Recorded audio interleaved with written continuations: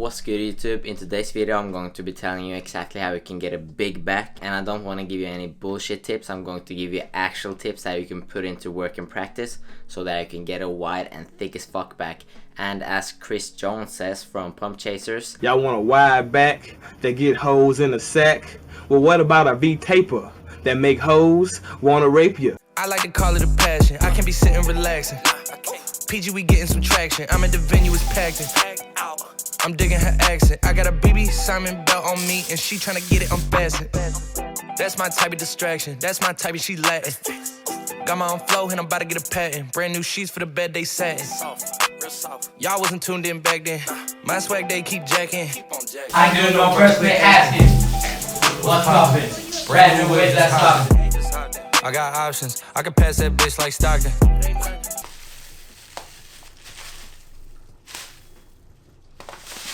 it's a bit too much. Do this like a beta. So here I got the oatmeal. I'm gonna put that all in. Then I gotta mix between water and milk. It's about 200 milliliters of water and 250 milliliters of milk. The milk is just to make it like a creamier consistency, which is nice. But if you're cutting, I don't recommend that, obviously. That's kind of a waste of calories, you know. Put that all in. This is a type of natural sweetener, kind of like syrup. Okay, then the last ingredient we're adding is the salt. It actually makes this taste a lot better. And the last ingredients we're going to add is going to just be some milk and some strawberry jam. It's about like 50 milliliters, maybe 100, not that much. Then we're going to add some jam. Okay, this is a lot, fuck, okay. I'm serious, this tastes so amazing. If you haven't tried it, make it just the way I did now and let me know what you think of it. This meal contains some protein from the milk and from the oatmeal, but it's not a lot, so I'm just going to be having me a protein yogurt on the side. Now I'm just gonna chill, watch YouTube while eating this meal. It's probably going to take a bit because it's pretty huge, but I'll see you after I'm done.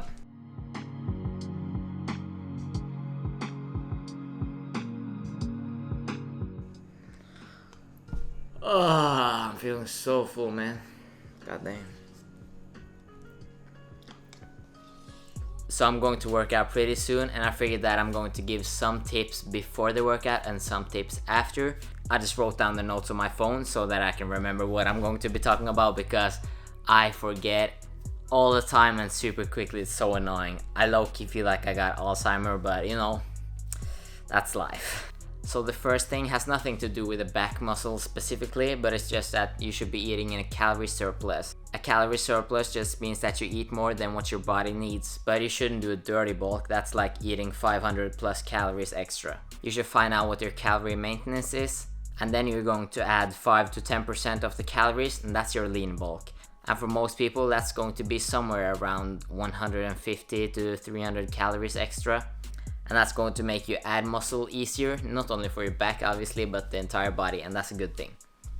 And the next thing is that you should get sufficient sleep and rest. Not only is sleep important to maximize the natural testosterone levels in your body, but it also makes you recover better, because you recover faster and better while you're sleeping. So it's a plus. You're going to get stronger and bigger if you sleep enough. Don't sleep 6- hours. Aim for 8. I mean, I would say that 7 is fine, but if you get like 6 or less, you should probably change something in your life. And the next point is that you should get enough volume. The back actually can handle a lot of volume. It's big, and doing back exercises is not as stressful on the shoulder joint as doing chest exercises, so you can handle a bit more volume there. A very general guideline is to do about 8 to 18 sets a week for the back muscles, and the frequency, meaning how many days a week you should train back, is 2 to 3 times. And even if you do all these things that I told you now properly, you can still somehow manage to not build a back at all, and that's simply because muscle activation. You have to establish a mind muscle activation with your back, and that's pretty hard, especially if you don't have a lot of back muscles to begin with. I had anorexia when starting out, so I didn't feel a single shit of muscle working in my back because yeah, I didn't have any. So if you're struggling to feel your back when you're doing back exercises, you should definitely do something that's called pre-activation drills. That's simply just to do warm-up exercises to establish a mind-muscle connection and get a small pump going on in the back before you start your actual workout. That's going to make it so that you feel it in your back a lot more. And if you do that in the beginning on every back workout, that's definitely going to help your back improve. A few activation drills that I can come up with at the top of my head. The first one is called the rocking pull down. You should search that up. If you know who Athlete X is, he has made a video on that exercise. It's super good. It helps you feel your back a lot. And another one is just to do a unilateral exercise. For example, a unilateral cable row. Unilateral basically just means that you do one arm at a time. And most people think if you want proper form on the unilateral cable row, you have to keep your back straight like this.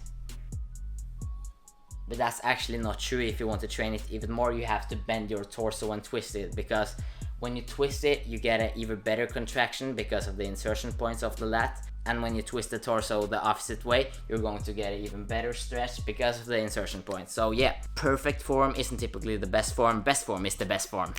That didn't make sense, but I'll see you when I'm eating my pre-workout meal. And don't skip off this video because I'm giving out more tips on how to get a big as fuck back after my workout. So let's go. So I'm about to mix my pre-workout now. I'm going to have me orange, mango and passion fruits from my protein.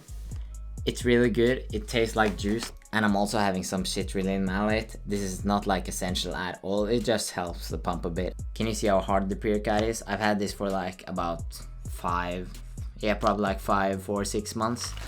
And it's pretty clumpy and hard now, so it's pretty hard to mix, but you know, we'll make it happen. The scoop is really small, but we need more. Bon appetit. The pre-workout itself is amazing, even though it doesn't look like it, but it's just a citrulline because it made it sour as fuck. But I'm going to do a back and legs workout now, and the reason that I'm not doing any hamstring exercises today is because my previous hamstring injury, so that's why. But anyways, enjoy this workout. Let's go.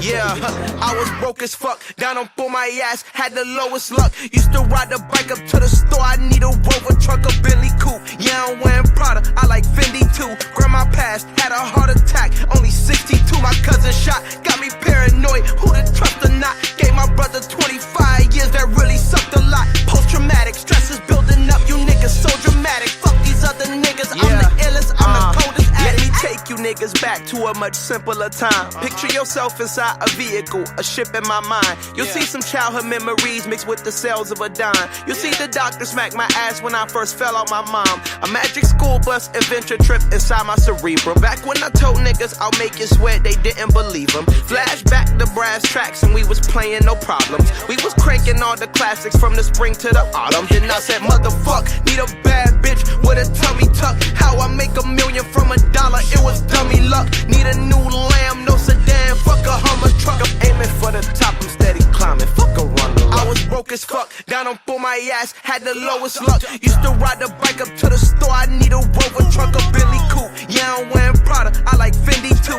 Grandma passed, had a heart attack, only 62. My cousin shot, got me paranoid, who to trust or not. Gave my brother 25 years, that really sucked a lot. Post-traumatic, stress is building up, you niggas so dramatic. Fuck these other niggas, I'm the illest, I'm the coldest at it. Ay.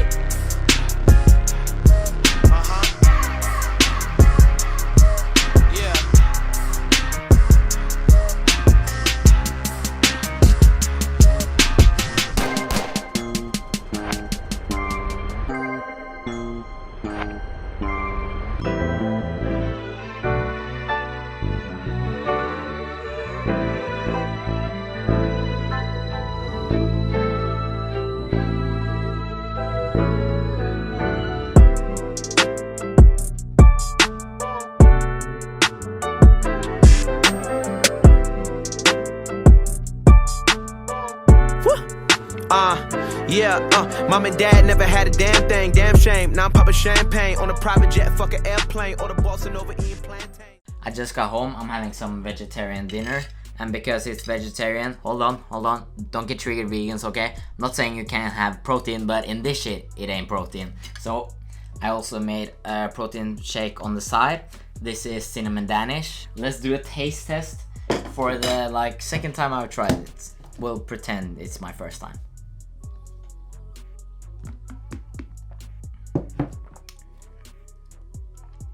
It's decent. I wouldn't buy it though. It tastes more like gingerbread than cinnamon Danish, but to be fair, they're pretty similar. So I promised that after my workout, I was going to talk about more stuff for how to get a big back. So the first thing I just wanted to say is that don't think that you have to find this crazy magic exercise to all of a suddenly blow up your back, okay? There is no one magic exercise you have to do. It doesn't necessarily have to be the basics, but it has to be proper exercises, consistency, enough volume, enough intensity, not too much intensity, not too much volume, sorry. And I get why YouTubers post like these videos that are called, oh, do this one underrated exercise to get a wide back, or if you aren't doing this exercise, you're not growing, or some bullshit, because yeah, they want to make content. But you know, it's pretty misleading because no one exercise is magically gonna blow you up. It's consistency and doing the right exercises over time. And there's a ton of them, okay? There isn't only one. But you know, your boy speaking the truth, the facts. That's probably why I won't get a lot of followers, but you know. But moving over to my next point, that is exercise selection.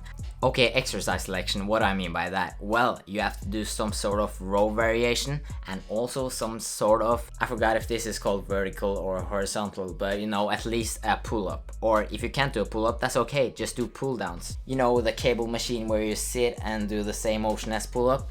Everyone can do that one. So if you're into the science when it comes to strength training or bodybuilding, you probably know that a row hits more of the back technically, and this is actually tested, by the way, so don't come at me, it's science. A row actually produces about the same stimulus for the lats as a pull down or a pull up, but it produces more stimulus for the traps and upper back muscles. So I mean, technically rows are better bang for the buck exercise. You need to have critical thinking skills, okay? That's pretty important when you're reading this science stuff, because you can't just take that and, oh, I'm only going to do rows now, smart me, woohoo. No, that's not what you should do. You know why? Because of the fatigue to stimulus ratio. Well, as I said, the row produces a bit more overall muscle growth on the back compared to a lat pull down or a pull up. But what they don't think about is the fatigue to stimulus ratio. And that means that by doing the row, yes, you're getting a bit, and that's a bit more stimulus, but you're getting ton more fatigue. You know why? Because and this is especially for the barbell rows, let me just show you. Doing a barbell row is much more taxing and it's going to fatigue your body a lot more, because you're stretching your erectors, you're using your lower back, you're even using your legs a bit, and you're just stretching everything. Yeah, it's going to be a lot more fatiguing compared to a pull-up where you're not using your lower back at all, you're just hanging. So since pull-ups and pull-downs have a lot less fatigue, you can be able to do more of them and recover from them. This is something that a lot of people don't think about. So you should at least do some sort of pull-up. It can be a variation. I like the neutral grip. That's a great exercise. If you have any shoulder pains, neutral grip is going to be a bit better than pronated grip. And for the rows is also a great exercise. Keep in mind the pull-ups and the rows, you can both do them one-handed. I mean, most people can't do pull-ups one-handed, just do a pull-down so you can attach a cable. Do one arm, that's great. A unilateral cable row is also amazing. You can do it with dumbbells. There's a ton of different variations you can do, okay? So just find a couple of variations you like, rotate them. Not like every workout, but from every 4 to 8 months. And the next point is that you have to treat them like the main compounds. You have to treat the back exercises like the bench, the deadlift and squat. Try to progressive overload on it with the weights. Try to add 2 pounds every workout. Or try to add 2 pounds every other week or every third week or whatever, you get the idea. Just try to put on more weight and keep the form good. And if you do that over time, of course your back is going to grow. And the last tip, this is something I see I mean, I see it a bit on the rows, but I see it even more on the lat pull downs and the pull ups. This is the eccentric motion, and you have to control the eccentric, especially on exercises for back. You know, for the bench, yeah, it's good, but it's going to take away some pounds if you're powerlifting. But you know, there isn't like any official lifts for powerlifting when it comes to the back muscles, so you should always like do the exercise the way that you get the most amount of muscle growth. So just control the eccentric. You build as much muscle controlling the eccentric. That's scientifically proven as well. So just keep in mind that. Actually record how you do your exercises. You'll probably be a bit surprised on how you perform them compared to what you think you are doing. And on that note, I'm done with this video. I hope you liked it. Please give it a like. I hope these tips helped you out. This isn't any bullshit tips. These are tips that are actually going to get your back big. So do what I say and do what I do. Don't do what I do all the time because I'm kind of stupid. But thank you for watching. I hope you subscribed. Like the video again. I'll see you in the next one. Peace.